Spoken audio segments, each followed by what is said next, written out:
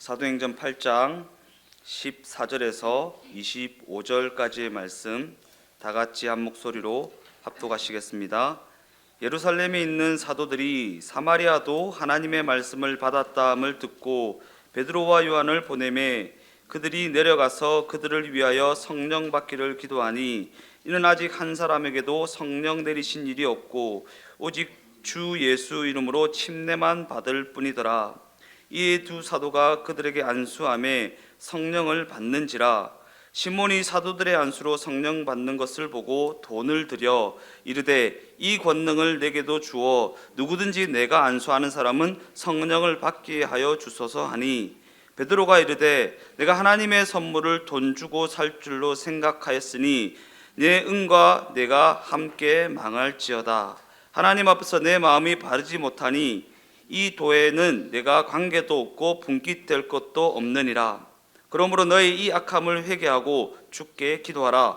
혹 마음에 품은 것을 사하여 주시리라. 내가 보니 너는 악독이 가득하며 불의에 매인 바 되었도다. 시몬이 대답하여 이르되 나를 위하여 주께 기도하여 말한 것이 하나도 내게 임하지 않게 하소서 하니라. 두 사도가 주의 말씀을 증언하여 말한 후 예루살렘으로 돌아갈새 사마리아인의 여러 마을에서 복음을 전하니라. 아멘.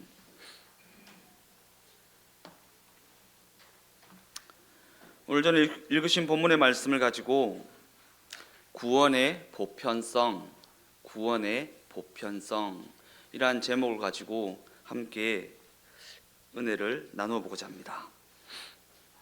지난 시간 우리는 빌립이라는 사람이 도망을 간 그 자리에서 복음을 전하였고 사마리아 사람들이 빌립이 전한 복음을 듣고 복음을 받아들이게 되었다라는 부분을 살펴보았습니다.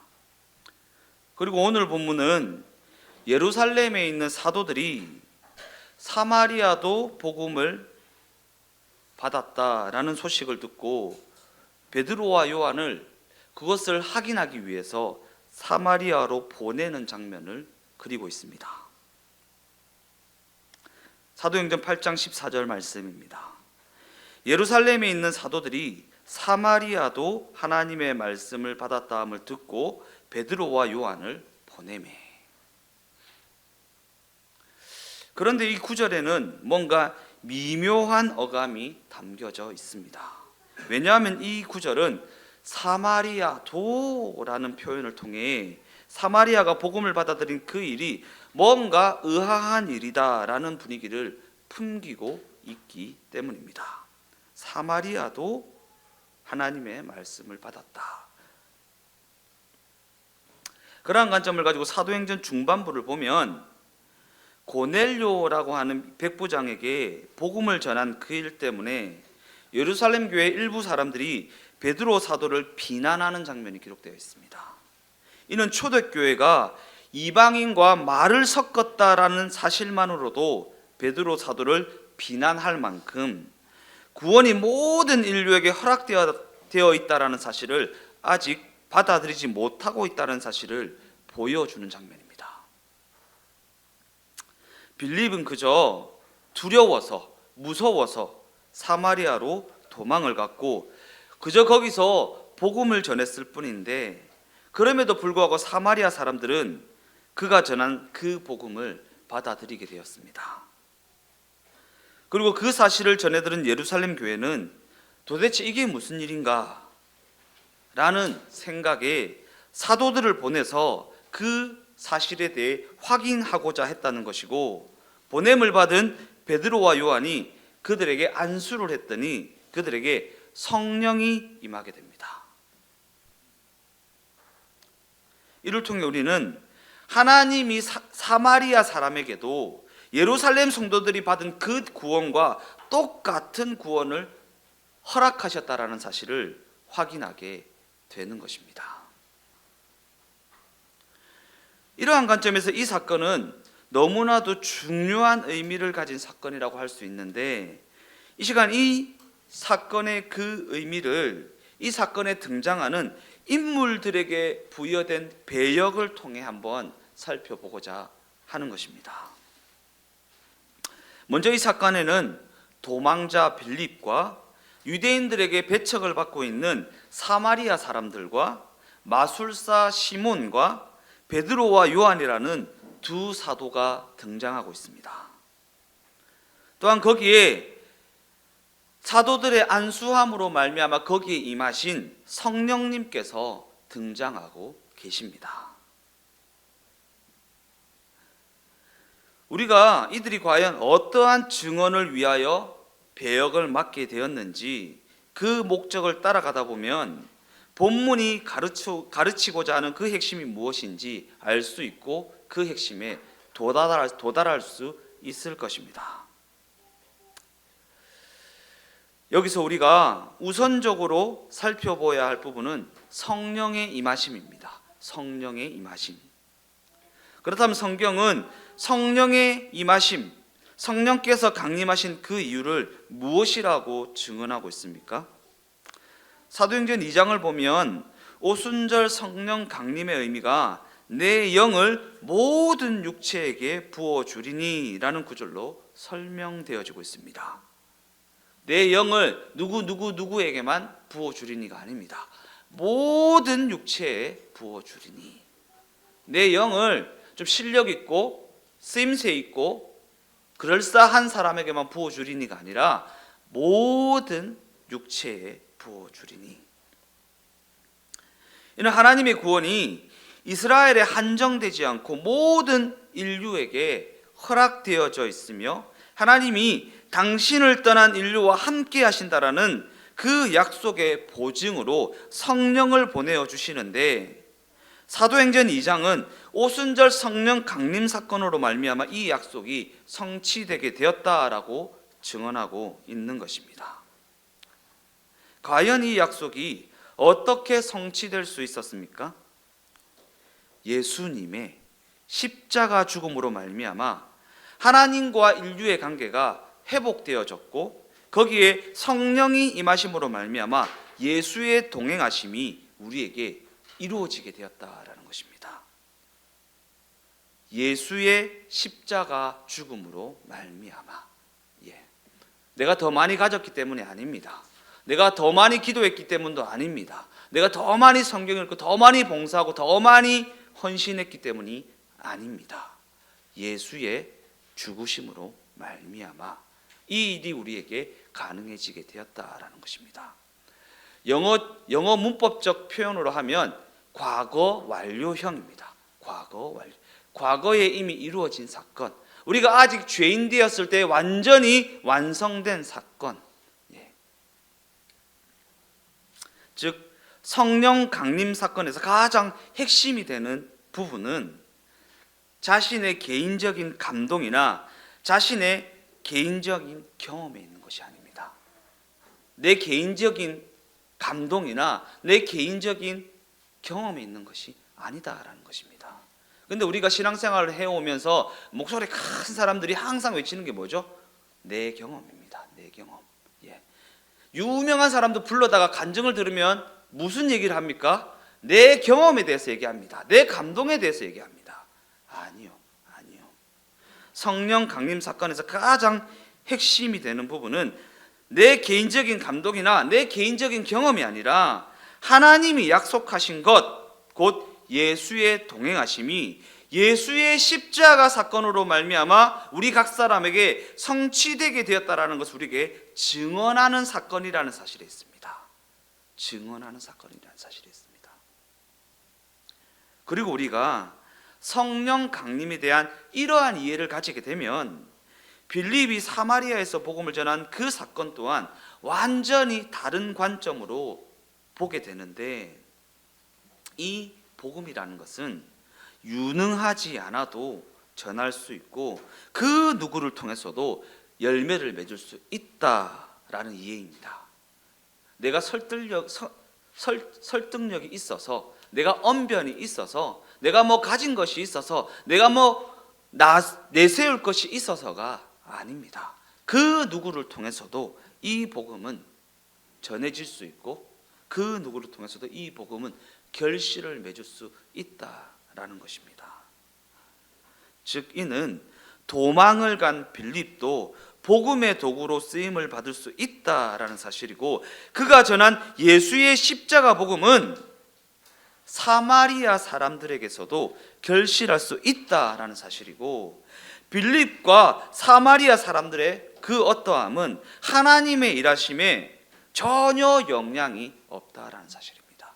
빌립의 어떠함과 사마리아 사람들의 어떠함은 오늘 본문이 뭐라고 기록되죠? 사마리아 사람도 그 가능성 없어 보이는 사마리아 사람도, 그 유대인들에게 배척을 받고 유대인들에게 멸시를 받는 그 사마리아 사람도 하나님의 일하심에는 전혀 그들의 어떠함이 영향을 미치지 못했다라는 그러한 이해를 우리가 가지게 된다라는 것입니다. 유대인들에게 사마리아는 복음의 열매가 결단코 맺힐 수 없는 대표적인 지역으로 인식되어지고 있었고, 그보다 더 나쁜 조건을 가진 지역은 없었습니다. 그런데 그런 사마리아도 복음의 열매를 맺게 되었다라는 것이고, 이 일을 확인하기 위해 베드로와 요한이 그곳에 보내어지게 되는데, 그곳을 찾은 베드로와 요한이 그들에게 안수를 하니까 그곳에 성령이 임하시게 되는 것입니다. 그들에게 성령이 임하게 되었다라는 것은 그들에게 구원이 임했다라는 의미입니다. 절대 성령은 구원받지 못한 자들에게는 임하지 않기 때문입니다. 즉 이는 도망자 빌립을 통해 복음을 듣고 복음을 받아들이게 된 사건, 곧 사마리아 사람들에게 임한 그 구원의 사건이 예수 그리스도의 죽음이라는 십자가 공로로 말미암은 결과물이라는 사실이 유대인들에게 확증되는 순간이라는 것입니다. 예수 그리스도의 죽음이라는 십자가 공로로 말미암은 결과물. 유대인들은 어떻게 생각했죠? 나는 유대인이기 때문에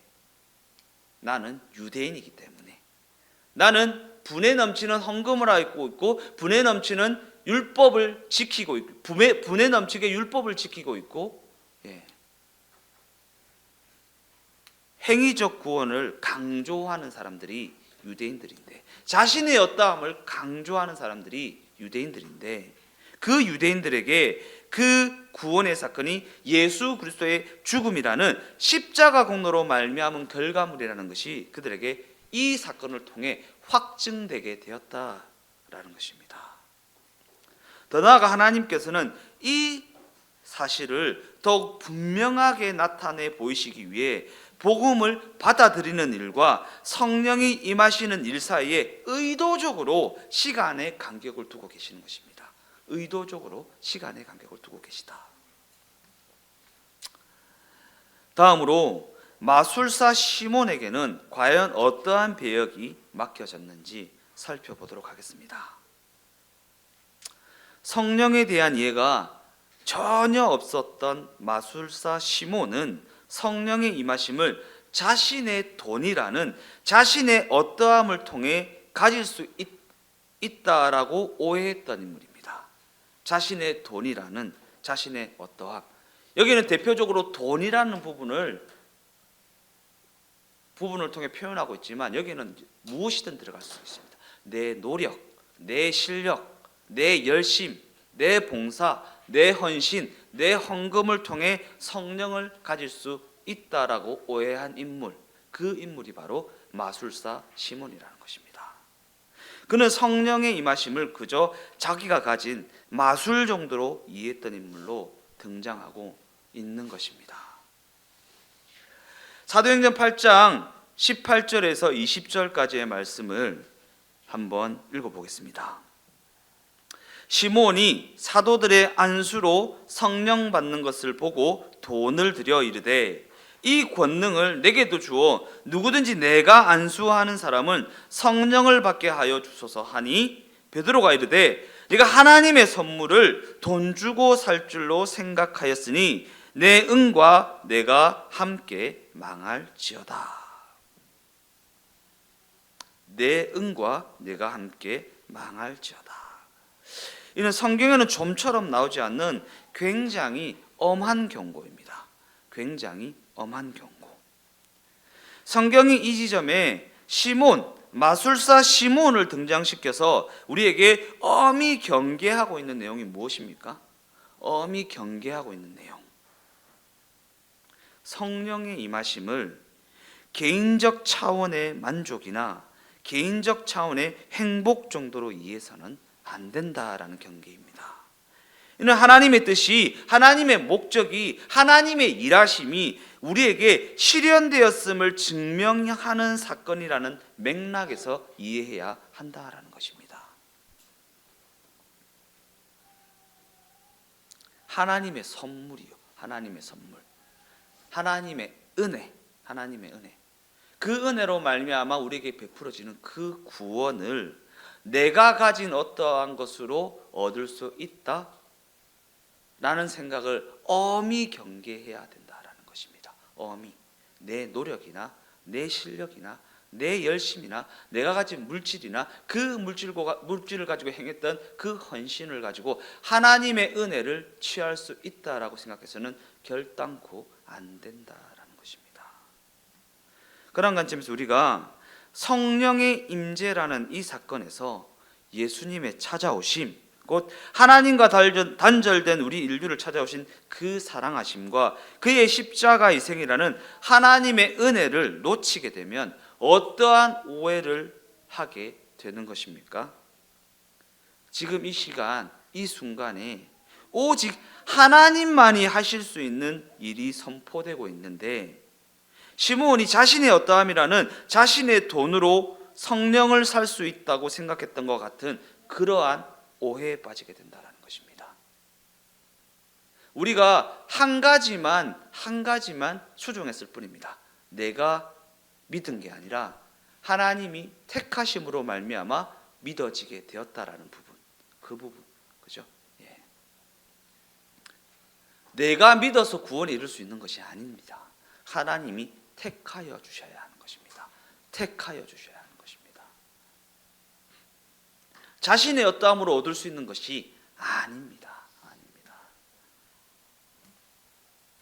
그러기에 우리는 마술사 시몬을 등장시켜 보여주는 이 사건의 의미를 우리 신앙에 어떻게 적용해야 하는 것인지 반면교사로 삼는 지혜를 가져야 한다라는 것입니다. 마지막으로 오늘 본문이 사마리아 사람들을 등장시켜서 우리에게 가르치고자 하는 그 내용은 무엇입니까?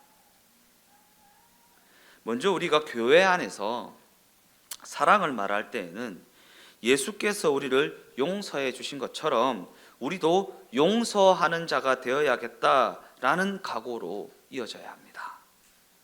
우리가 늘 고백하는 주기도문이요. 우리가 우리에게 죄 지은 자를 사하여 준 것 같이 우리가 우리에게 죄 지은 자를 사하여 준, 그냥 막 습관적으로 외우니까 이 내용이 무슨 내용인지 파악하지 못하고 넘어갈 때가 많이 있는 것 같습니다.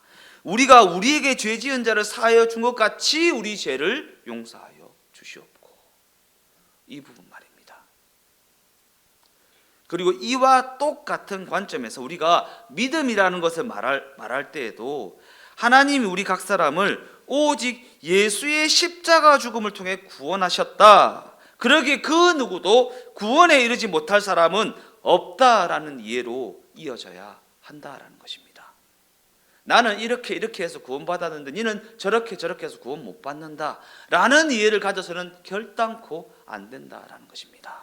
예. 그래서 제가 지난 시간에 사촌 동생 얘기를 한 겁니다.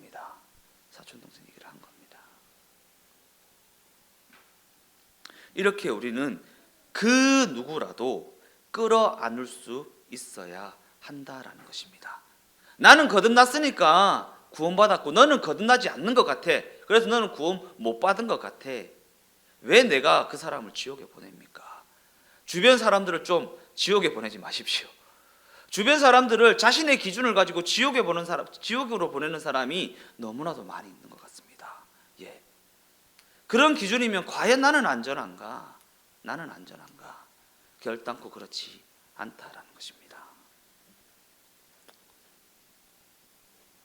우리는 그 누구라도 끌어안을 수 있어야 합니다. 왜냐하면 그렇게 추악한 나도 하나님께서 택하여 주심으로 말미암아 예수가 믿어지게 되었고 그 믿음으로 말미암아 구원에 이르게 되었기 때문입니다. 물론 우리의 어떠함이라는 우리의 실력으로는 누군가를 감당하지 못할 때가 너무나도 많이 있지만 그럼에도 불구하고 우리는 그 사람을 정죄하거나 그 사람을 경계하기에 앞서 그 영혼을 오직 예수님께 맡겨드릴 수 있어야 한다라는 것입니다. 맡겨드릴 수 있어야 한다라는 것입니다. 우리의 기준으로 보면 그 누군가가 가능성이 없어 보입니다. 가능성이 없어 보입니다. 저 사람 구원 못 받을 것 같은데, 그렇게 구원 못 받을 것 같은 내가 구원을 받았다라는 사실을 잊지 마십시오. 내 실력이 아니었잖아요. 내 노력이 아니었잖아요. 내 열심 때문에 구원받은 게 아니었잖아요. 그러니 그 사람에게서 내 생각에 내 기준에 내가 보기에 가능성이 없다 할지라도 그 영혼을 그러한 나조차도 구원하신 예수님께 맡겨드릴 수 있어야 한다라는 것입니다.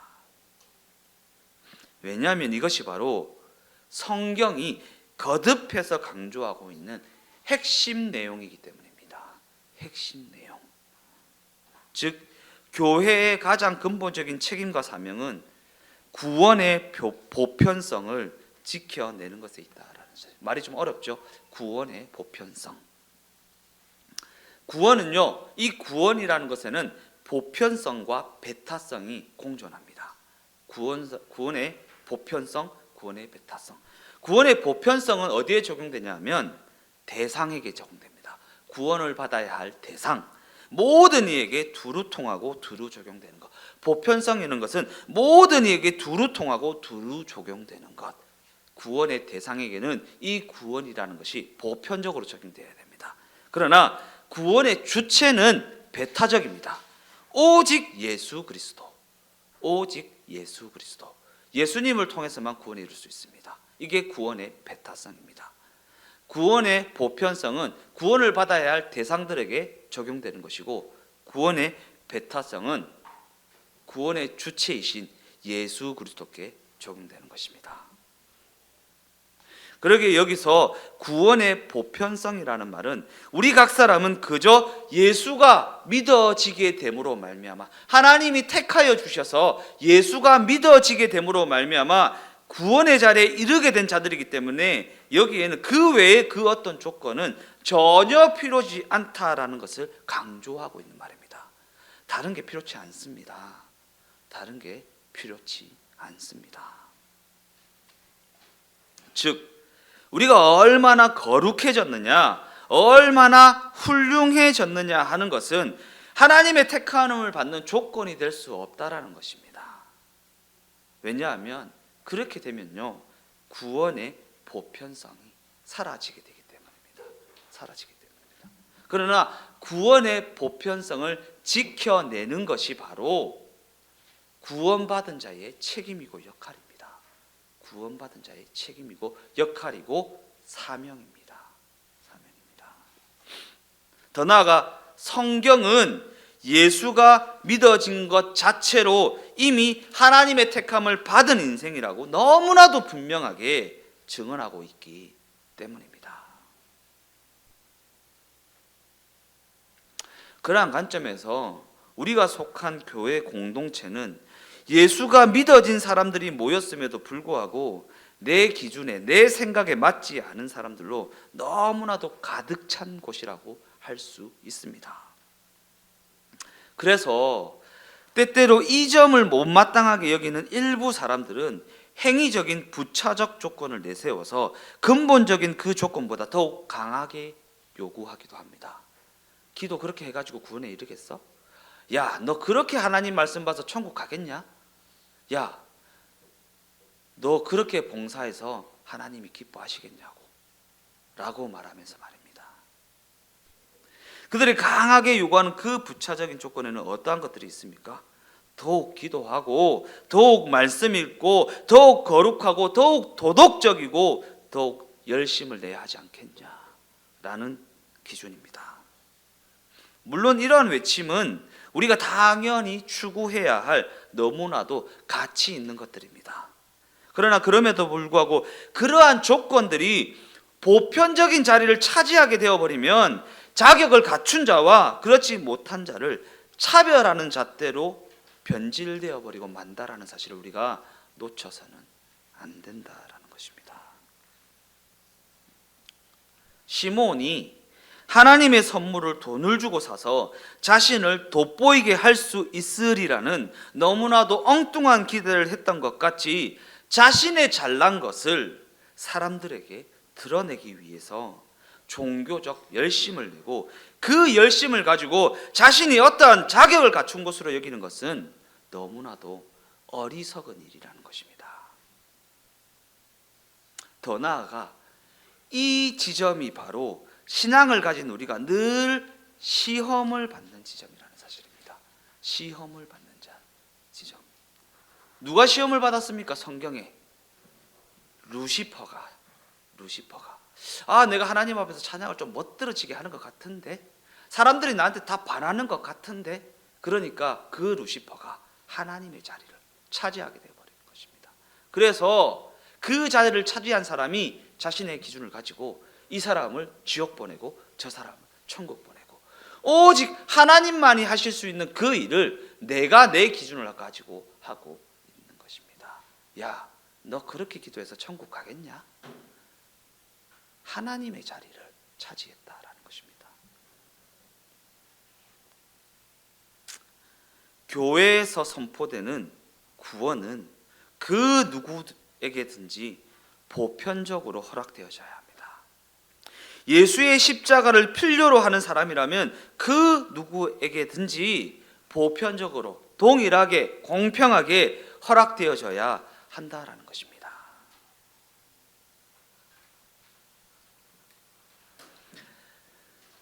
거기에는 십자가 공로 외에 부차적인 그 어떤 기준도 제시되어서는 안 됩니다. 내가 충족시키고 있는 그 부차적인 조건이요, 내가 운이 좋아서 그럴 수 있다라는 사실을 잊지 마십시오. 내가 기도할 수 있는 것은요, 기도할 수 없는 사람보다 좋은 조건을 허락받았기 때문에 기도할 수 있는 것입니다. 내가 남들보다 더 열심히 있게 말씀 읽고 신앙생활하고 봉사할 수 있는 것은요, 내가 그렇지 못한 사람들보다 운이 좋아서 하나님께서 은혜를 베풀어 주셔서 내가 더 기도할 수 있고 더 말씀 읽을 수 있고 더 봉사할 수 있는 것이지, 내가 그들보다 잘났기 때문이 아니라는 것을 잊지 마십시오. 거기에는 십자가 공로 외에 부차적인 그 어떤 기준도 제시되어서는 안 됩니다. 물론 구원받은 성도가 어떠해야 하는지 저마다 생각이 다를 것이고 기준이 다를 것입니다. 물론 교회 공동체가 어떠해야 하는지 저마다 생각이 다를 것이고 기준이 다를 것입니다. 그러나 이 지점이 바로 우리가 신앙생활을 어렵게 여기게 되는 지점이라는 것입니다. 신앙생활을 어렵게 여기게 되는 지점. 그런데 여기서 너무나도 중요한 사실은 우리에게 그와 같은 조건들이 충족되었기 때문에 우리 각 사람이 구원의 자리에 이르게 된 것이 아니다라는 사실입니다. 그것이 충족되었기 때문에 구원의 자리에 이른 것이 아니다라는 사실입니다. 그리고 오늘 본문은 이 중요한 사실을 우리에게 가르치고 있다라는 것입니다. 물론 우리는 마술사 시몬처럼 어리석게 굴지 않겠다고, 그가 저지른 그 엉뚱한 실수를 결단코 저지르지 않겠다라고 말하겠지만, 그런 적도 없다라고 말하겠지만, 그럼에도 불구하고 우리 모두는 너무나도 자주 시몬처럼 굴고 있다라는 사실을 알고 있습니까? 우리가 가진 기독교 신앙은 기독교 공동체가 결코 잊지 말아야 할 구원의 보편성은 그 누구에게든지 자격을 가지고 시비하지 않겠다라는 내용을 핵심으로 하고 있습니다. 그 누구에게든지 자격을 가지고 시비하지 않겠다. 왜냐하면 구원은 모든 죄인에게 허락되어져야 하기 때문입니다. 그런데 우리는 그 보편성을 제거해버리고 뭔가 특별함을 소유하고 싶어 합니다. 특별함을요. 저 사람 믿음이 특심이네. 믿음이 특심이네. 그죠? 뭔가 특별함. 그 특심을 가지고 내 신앙을 증명하려고 합니다. 내가 이렇게 특심을 냈더니 하나님께서 특별한 복을 주셨어 라는 내 특심을 가지고 내 신앙을 증명하라고 합니다. 내 신앙은요, 내 어떠함이라는 내 특심을 가지고 증명하는 것이 아니라 내 신앙은 예수 그리스도로 증명하는 것입니다. 그래서 신앙입니다. 그래서 기독교를 종교라는 단어보다 신앙이라는 단어로 얘기하는 것입니다. 뭔가 특별함을 소유하고 싶어하는 그 소욕 때문에 교회 공동체 안에 평안함이 사라집니다. 그죠? 평안함이 사라집니다. 늘 불안함에 사로잡혀서 늘 걱정을 안고 신앙생활을 이어갑니다. 그죠? 지옥 가면 어떡하지?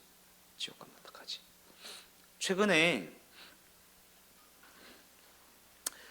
JMS 정명석을 다룬 다큐멘터리가 굉장히 화제가 되고 있는데 거기서 메이플이라는 여자가 등장합니다.